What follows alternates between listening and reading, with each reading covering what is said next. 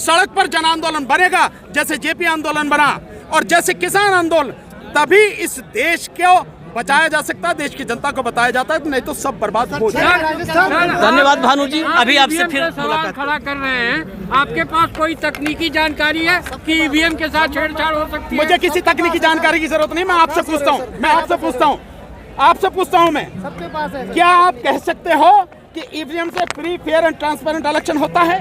बोलो, कहो, आप इसी में कहो। मुझे लगता है इसमें छेड़छाड़ हो सकती है। आप नहीं हो सकते, तो आप कह रहे हैं कि छेड़छाड़ हो सकती है।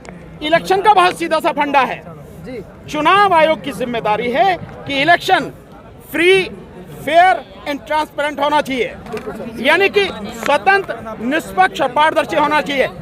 3 मशीनें इस्तेमाल होती हैं ईवीएम में। एक होती है बीयू, बैलेट यूनिट, जिसपे आप बटन दबाते हैं, जिसपे कैंडिडेट के नाम, पार्टियों के नाम और पार्टी उसका चुनाव चिन्ह वो होता है, बटन दबाते हैं जिसमें वोट देते हैं। एक होती है कंट्रोलिंग यूनिट, जो प्रिजाइडिंग ऑफिसर के पास होती है, जब वो उसे दबाता है तभी बैलेट यूनिट काम करती है। वो कंट्रोलिंग यूनिट में बताते हैं कि वोट इसमें जाती है। आपको दिखाई देती है? नहीं देती सर। किसी को दिखाई देती है? कोई कह सकता है कि हाँ मेरी वोट इसमें गई, या जिसको डाली उसी को गई, या किसी और को गई? कोई कह सकता है? नहीं कह सकता। तो जिसकी गिनती होती है उसमें वोट जा रही है, नहीं जा रही है, क्या हुआ क्या नहीं, हमें पता नहीं है। और जिसमें जो तीसरी मशीन है वो है वीवीपैट, जिसमें 7 सेकंड के लिए पर्ची दिखती है, जिसके ऊपर काला सा जो शीशा लगा हुआ है, बड़ी मुश्किल से वो दिखती भी नहीं है। मैं दावे के साथ कह रहा हूँ 50 से 60% को 7 सेकंड में दिख ही नहीं सकती, पर फिर भी मान लेता हूँ कि वो पर्ची उनको दिख गई, पर आपको तो मिलती नहीं है, भाई मतदाता को तो मिलती नहीं है। वो पर्ची कट के उसी में गिर जाती है और उसकी गिनती नहीं होती। वोट कौन सी है? जो वोट आपको दिख रही है, और दिखने वाली वोट तो वही है ना जो पर्ची है, वो आपको मिले, आप किसी डब्बे में डालो और उसकी गिनती हो 100% की, सभी की, तो आपकी वोटों की गिनती है। आज की तारीख में आपकी वोटों की गिनती नहीं हो रही, उस मशीन के माध्यम से वो निकाल ली जाती है, जिसके विषय में आपको पता ही नहीं है और जिसके विषय में इलेक्शन कमीशन को भी पता नहीं है।